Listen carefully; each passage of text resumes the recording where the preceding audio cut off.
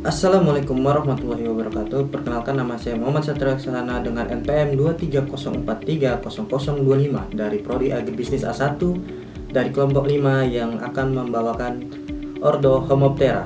Oke, pertama di sini saya akan memperlihatkan yang namanya kutu pepaya atau biasa disebut Parachosus marginatus dengan family Pseudocodidae. Berikut adalah gejala serangan. Pertama, kutu pepaya hanya akan menyerang pada daun pepaya yang menyebabkan daun layu, menguning, dan jika serangannya berat akan menyebabkan kematian pada tanaman. Kemudian untuk pengendaliannya bisa dengan menggunakan serangga predator alami atau biasa disebut Achropogus pepaya. Dengan itu kutu ini bisa dapat dikendalikan dengan lebih alami. Kemudian bisa dengan menggunakan pestisida atau dengan pestisida nabati dan kimia. Oke, mungkin di sini tidak akan terlihat kutunya bagaimana, tapi saya ada foto footage dari mikro yang langsung saya ambil untuk memperlihatkan bagaimana sih bentuk kutu ini. Oke. Selanjutnya di sini saya akan membawakan kutu mangga. Oke, kutu mangga ini sangat kecil dan mungkin tidak akan terlihat dalam footage. Kutu ini dengan nama Dorsi mangifera dengan klasifikasi sebagai bentuknya kecil, berbulu atau berlapis lilin putih. Hidup dengan menghisap cairan dari daun dan buah dari batang tanaman. Kutu ini sangat kecil, mungkin tidak terlihat dalam kamera sini, tapi saya ada foto mikronya juga. Nanti saya akan masukkan ke footage ini. Dengan cara pengendalian kutu ini adalah menggunakan predator alami, kemudian menggunakan pestisida nabati dan kimiawi. Dengan dosis tertentu, tidak boleh melebihi overdosis karena bisa menyebabkan resistensi tanaman. Resistensi pada serangga ini. Oke. Selanjutnya di sini saya akan menjelaskan kutu jambu. Kutu jambu atau Planochosus lilacinus dengan ordo yang sama, dari family yang sama, Ordo Homoptera, dengan ciri kutu ini berwarna putih dan sering tertutup lapisan lilin seperti tepung. Kutu ini besar, mungkin lebih besar dari kutu dua lainnya, tapi tetap tidak akan terlihat. Dengan menyerang bagian daun, cabang atau buah dengan cara menghisap cairan tanaman. Pengendalian hama ini bisa dengan cara memotong tanaman yang sudah terserang berat.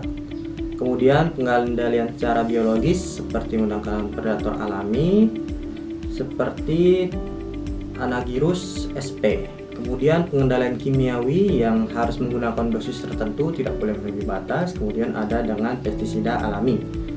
Baik, mungkin ini salah satu Ordo Homoptera. Selanjutnya saya akan menjelaskan Ordo Homoptera langsung ke lapangannya, karena mungkin hewan ini agak sulit untuk didapatkan dan akan agak sulit untuk dipegang karena serangga ini akan terbang-terbang.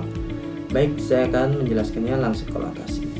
Oke, di sini seperti yang sudah dijelaskan sebelumnya, saya akan menjelaskan yang namanya kutu kebul atau Bemisia tabaci. Bemisia tabaci adalah salah satu hewan kutu pengganggu yang dapat merusak tanaman dengan cara menjadi layu, menghisap pangkal batang dan juga daun hingga menjadi mati. Kemudian untuk gejala serangannya adalah menghisap batang dan juga daun. Untuk cara pengendaliannya bisa dengan menggunakan predator alami seperti lalat dan juga beberapa predator lainnya.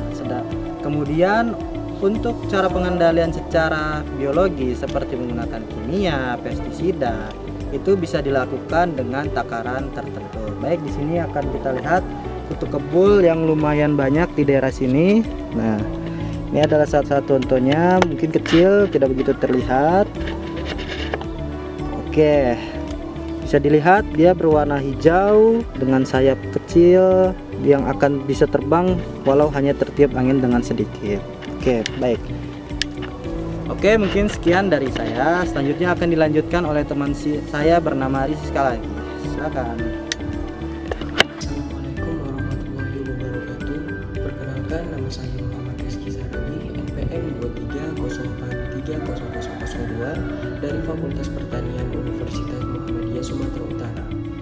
Di sini saya ingin menjelaskan beberapa jenis kutu yang sering menyerang tanaman-tanaman perkebunan pertanian yang ada di Indonesia. Tanpa berlama-lama, langsung saja kita masuk ke kutu yang pertama. Ada kutu daun ubi, bentuknya putih dan sarangnya itu seperti kapas, berwarna putih juga. Hidupnya berkelompok dan hidup di bawah permukaan daun serta berkembang biak di bawah permukaan daun ubi. Contohnya seperti ini. Ini adalah contoh sarang dari kutu daun ubi, dan kutunya kurang lebih seperti ini, atau seperti mana ya? Oh,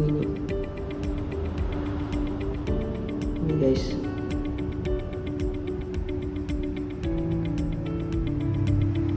Ini kutunya kurang lebih seperti ini, yang bersembunyi dan berkamuflase seperti sarangnya. Kutu ini memiliki dua pasang sayap transparan, memiliki metamorfosis yang sempurna dimulai dari telur, larva, dan dewasa. Kutu ini menyerang dengan cara menghisap getah yang ada di cairan getah yang ada di daun ubi, sehingga daun ubi tersebut tampak layu, menguning, dan kering. Contohnya seperti ini. Nah, keringnya daun ubi tidak menyeluruh, tetapi ada bagian-bagian saja yang mengering. Contohnya di ujung-ujung daun ini dan ini. Kutu ini akan membuat sarang di bawah permukaan daun ini, sehingga lama-kelamaan daun tersebut akan menyeluruh putih semua ini, seperti kapas. Kutu ini juga memiliki predator alami, contohnya seperti belalang, ladybird, ataupun seperti burung-burungan.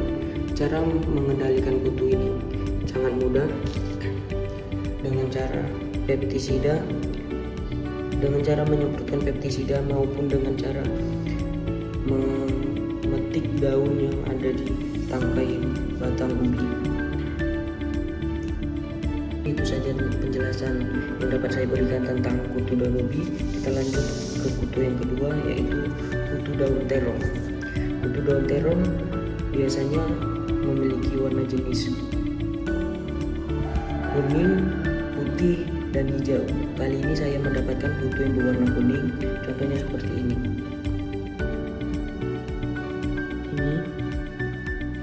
Dan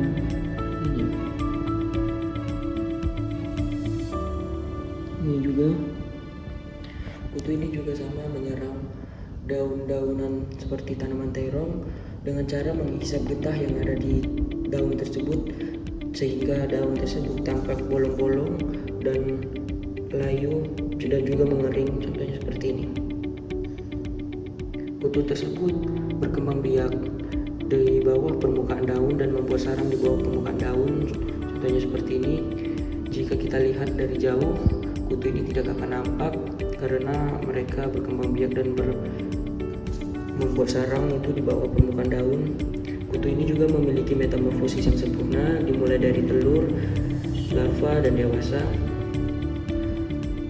Gejala serangan kutu ini adalah sebagai berikut: daunannya bolong, layu, dan juga kering seperti ini. Cara pengendalian kutu ini juga sama dengan kutu daun ubi, yaitu dengan cara menyemprotkan pestisida ataupun memetik daun yang ada di tanaman terong tersebut.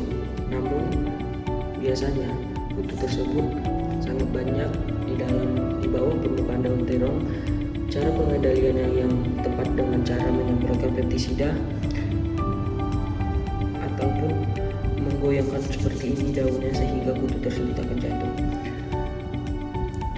Kutu ini juga memiliki predator alami, contohnya seperti ladybird yang sering hinggap di dedaunan juga, di dedaunan ini, dan juga seperti belalang. Kutu ini dapat memberikan seperti cairan madu sering disebut honeydew. Fungsi dari madu tersebut adalah untuk menarik hama-hama lainnya untuk menyerang tanaman terong tersebut. Contoh madu yang diberikan itu seperti ini guys. Contohnya seperti ini, cairan kuning yang kita atau sering disebut honeydew. Fungsi dari cairan tersebut adalah untuk menarik serangga hama lainnya untuk menyerang tanaman dan membuat tanaman tersebut mati. Mungkin itu saja yang dapat saya sampaikan mengenai kutu daun terong. Kita lanjut ke kutu yang ketiga, ada kutu cabai. Yes. Kutu cabai juga hidup di bawah permukaan daun dengan cara berkembang biak dan memiliki metamorfosis yang sempurna. Ciri-ciri kutu daun cabai adalah memiliki warna coklat dan hidupnya biasanya tunggal atau sendiri guys. Contoh kutu itu adalah seperti ini. Aduh, nggak fokus. Kutunya seperti ini guys. Kutu yang warna coklat. Biasanya dampak serangan dari kutu ini adalah tanaman akan layu dan bahkan bisa mati. Daun akan bercak kuning, menghitam, memiliki sarang berwarna hitam seperti ini. Cara pengendalian kutu ini juga sama, menggunakan pestisida dan juga bisa menggunakan cairan kimia lainnya. Hilang kutunya cukup, ini kutunya guys. Dari ketiga kutu ini memiliki gejala serangan yang sama, yaitu dengan cara menghisap cairan yang ada di bawah permukaan daun sehingga daun tersebut menguning bahkan mati. Lanjut, untuk kutu daun cabai sangat sulit ditemukan karena dia sangat mudah terbang. Jika disentuhnya aja dia akan terbang. Tapi di sini saya membunuhnya dulu seperti contohnya seperti menjepitnya menggunakan tangan sehingga dia mati. Kutu ini memiliki metamorfosis yang sempurna, dimulai dari telur, nimfa, imago, dan dewasa. Kutu ini biasanya hidup dan bekerja pada saat sore hari karena pada saat itu cuaca sedang dingin. Lanjut ke kutu yang terakhir, yang keempat, yaitu kutu daun sawit. Contohnya seperti ini. Kutu daun sawit ini atau sering dijumpai juga pada daun kelapa, sama dengan kutu daun ubi. Bentuknya putih tetapi dia bersarang di bawah seperti sarang laba-laba ini. Kutunya itu di dalam, karena ini seperti sarang aja, kutunya tadi ada di pinggir-pinggir ini. Kutu ini menyerang di atas permukaan daun kelapa atau sawit seperti ini, bukan di bawah, karena mereka memiliki sarang seperti kapas atau seperti jaring yang berfungsi untuk menghalau air agar tidak masuk ke sarangnya. Kutu ini menyerang dengan cara akan menutupi semua permukaan daun ini putih sehingga daun tersebut kekurangan sinar matahari dan layu, bahkan bisa mati. Kutu ini sangat mudah ditemukan pada saat siang hari, di mana pada saat itu cuaca sedang terik dan mereka sedang bekerja untuk mencari makan. Metamorfosis dari kutu daun ini juga adalah metamorfosis yang sempurna, dimulai dari telur, nimfa, larva. Maaf, saya ulangi. Metamorfosis dari kutu ini adalah dimulai dari telur,